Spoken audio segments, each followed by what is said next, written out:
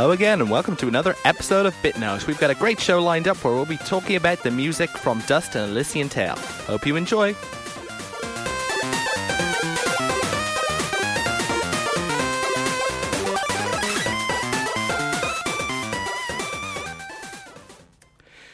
So, as I said a second ago, we'll be talking about the music from an indie game that kind of took everyone by surprise but was incredibly high quality. What's more, it was actually composed largely by, or developed largely by one guy, although a lot of help, but it's just amazing. Before I talk more about it, I think I'll start you off with the title track, or at least the track that plays when the title of the game is displayed.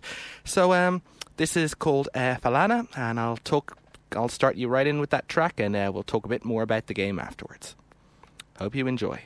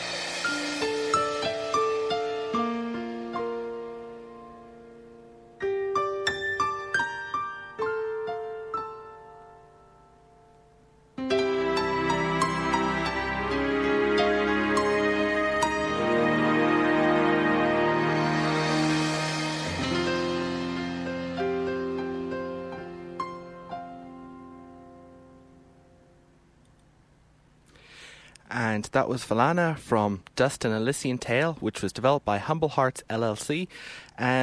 Although the story behind this game sort of goes back a bit. Dust is essentially a kind of a nice, fun action kind of role-playing sort of... It's a game where it's kind of a platformer. You control your character and jumps, and his name is Dust, so obviously he's the titular character of it. But he jumps and flails and got so much action going on. And his basic story is that he wakes in a glade, and suddenly, essentially, a sword comes up and starts talking to him, and then a nice little flying critter comes up and starts talking with him, and he's kind of confused what's going on, and he can't quite figure out any more of what's going on because he somehow doesn't seem to have a memory going on.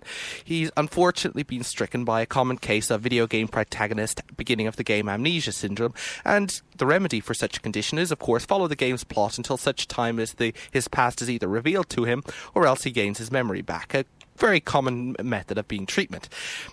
So essentially he tries to follow this cure. He takes the flying critter who keeps high-pitched voice, who's called Fidget and everything, and of course the sword who obviously keeps talking with him, but clearly the sword knows a heck of a lot what's going on but isn't really telling him anything, which is kind of annoying, but anyway. And he goes off trying to search for his memory, and in the end goes across this rolling landscapes in a village, and suddenly finds out all these monsters are attacking both him and other people. So he's doing what he can to deal with these monsters, and then he figures not only has he got all these monsters to deal with, there's also a gigantic army that's essentially initiating a pogrom about cleansing everyone, all these creatures called Moonbloods, and obviously he's not really keen on that idea. Now, of course, he's sort of left with a decision. I mean, does he, try to actually do something about it, or does he just go on his own quest? But he's kind of hinted that if he does one, he'll end up doing the other. And also he decides that he wants to actually help people because that's the good thing to do. And so he follows that. And that sort of sets off the motion of the whole storyline of Dust and Elysian Tale. And it leads to the whole confrontation and going to various different places. There's this whole fantasy land called Falana, and it's got caves and it's got coves and forests and glades and all these sort of areas and stuff. In fact, I think in order to try to give you a bit better sense of it, I'm going to throw you some music from the game. It's called Glade, and it's kind of this sort of music that plays in the atmosphere. It gives you a great sense of sort of the environments that you're going through. So, yeah, have a listen.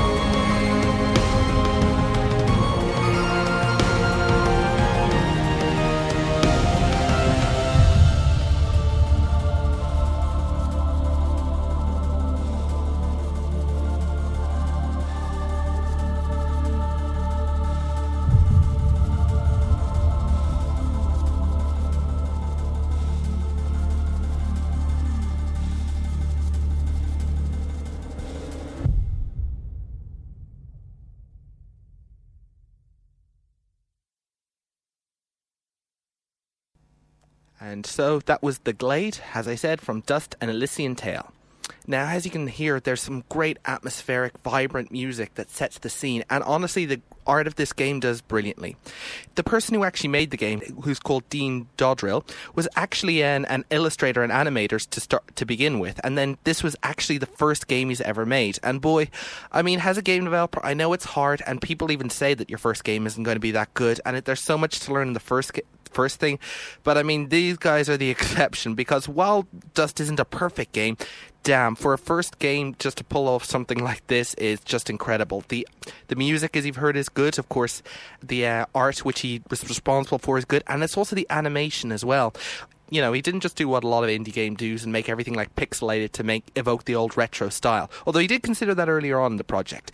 But in the end, he just decided to make everything like hand-drawn animation. So there's actually a full drawing for all the characters. And when you speak to characters, you see the full-body portrait as they talk and breathe and mouth flap and talk the dialogue. That's one of the game's strongest aspects. It's being absorbing, all the characters and everything. The whole world is also anthropomorphic characters, so they're all like animals of some, walking, talking animals sort of thing. There's great voice acting and there's great animation, and it just draws you into this world, a little like some of the classic cartoons, but obviously they completely ramp it up so that there's a bit more depth and stuff to it. Now, I think it's about time, since I played some music, to actually talk about the music of the game.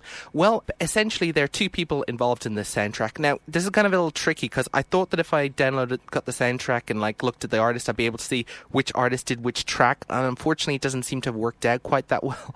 They all just say the one artist, but I can give credit to both. One of them is Funky Rustic, i.e. Alexander Brandon. He's done music for a lot of video games things, such as Unreal and Deus Ex, and he also did music for Jazz Jackrabbit, which is a series I got to get into, check out one of these days. And it was in Jazz Jackrabbit that he met Dean Dodrill, the guy who actually is making this game, because Dean doing the cutscenes for Jazz Jackrabbit, and that's when the two met. So Alexander Brandon actually does some of the music on this game, but the majority of the music and a lot of its focus was actually done by HyperDuck SoundWorks, essentially two guys who are actually Irish. They're from Northern Ireland, Belfast, and their names are Chris T. Geehan and Dan Byrne-McCullough. That's pretty awesome. They did a lot of the things, and not only do they actually make music for the game, they actually cameo in the game, funnily enough, because one of the nice little side quests of this game is that come across all these locked boxes. Now, some of them just contain treasure, but they're these super locked boxes that require a lot of keys, and when you open them, you release a captive. And in most cases, the captive is a cameo from another video game. So you got the guy from Braid, with the guy who looked dressed like a schoolboy with a tie from a private school, and you've got Fez, of course, and you've also got the characters from The Dishwasher, which I've never actually played before. It's kind of this black and white sort of thing, and of course you meet the two of them, two ducks, and called Two Ducks, and you don't get their name, but all the rescued people go back to this nice little abandoned house, which you call an orphanage, and when you go there you can see all the indie game characters walking around, and when you rescue the two Funky Rustic guys, they get on this called DJ system and play this really cool funky music that gets everyone going and chatting and buzzing. So that's a really nice way to actually credit your musicians, have the main character of your game actually rescue the musicians, and then have the musicians in return play some great music for the main character and all the other people he's rescued. So it's a nice thing as well. Now, as I said earlier, the game went through a bit of a development.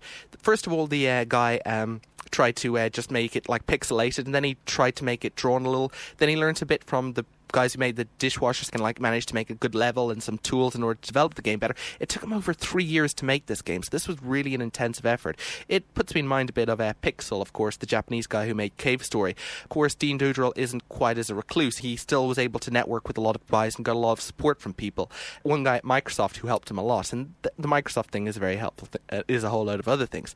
But the point is, the music of the game actually changed a fair bit over the course, because of course they made the shift from the old style to this new cinematic style. Now, normally I'd talk a bit about it, but thankfully when I was researching details on this game, I found out that one of the guys who worked at HyperDuck SoundWorks actually made a voice clip that actually describes how the music changed over the course of the game, gave it before and after example, and introduces music. So I mean, this is great. I don't even have to talk about the music now. I can just play this track of someone talking about the music better than I could. So yeah, I'll just play this track, and you can listen to a bit about how the music evolved.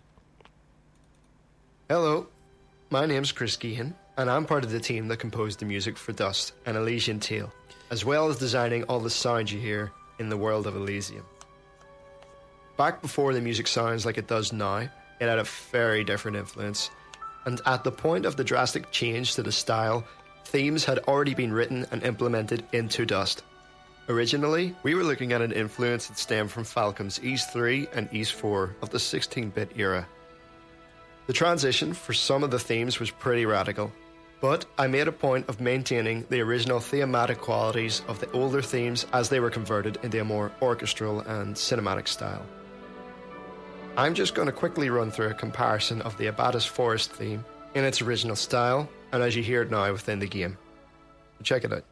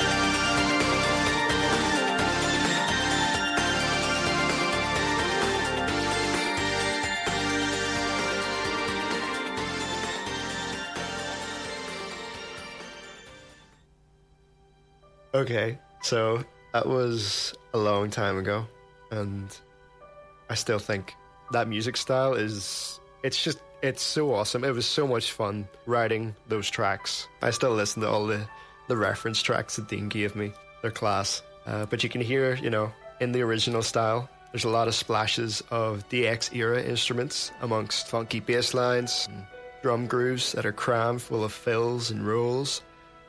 And a lot of that crazy percussive energy that goes on, which I really love writing into my themes anyway. What I gotta show you now is what it eventually became in the game. It's a totally different style, but you can hear the themes. You can hear the themes I've let you hear there within the music now. So here it is. Enjoy.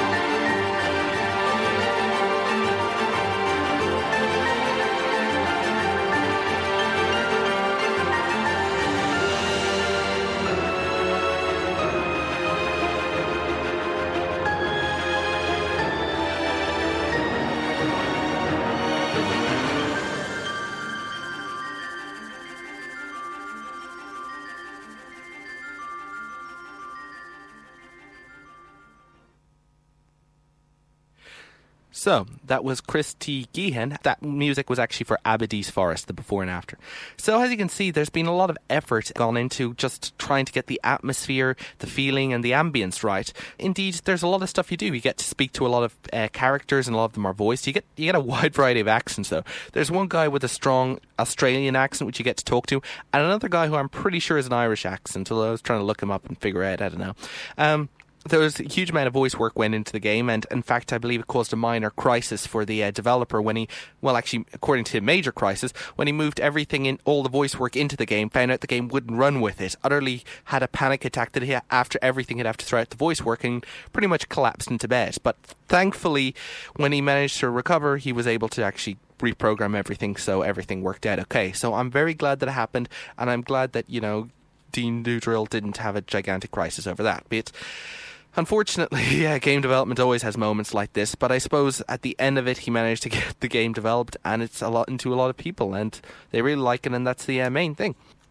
The combat is also pretty thing. There's a lot of the combat's very flashy, and you can through a lot of stunts, and then you can and there's a lot of little upgrading. There's a lot of different systems in the game. Actually, when I first heard about it, I was worried that all the systems would clash and get confusing. But they all managed to pull it out okay. And of course, there's a lot of different tonal moments in the game. You know, I'm going to just play one track called "No Rest for the Wicked" just to show you a better idea of how varied the music in this game can be.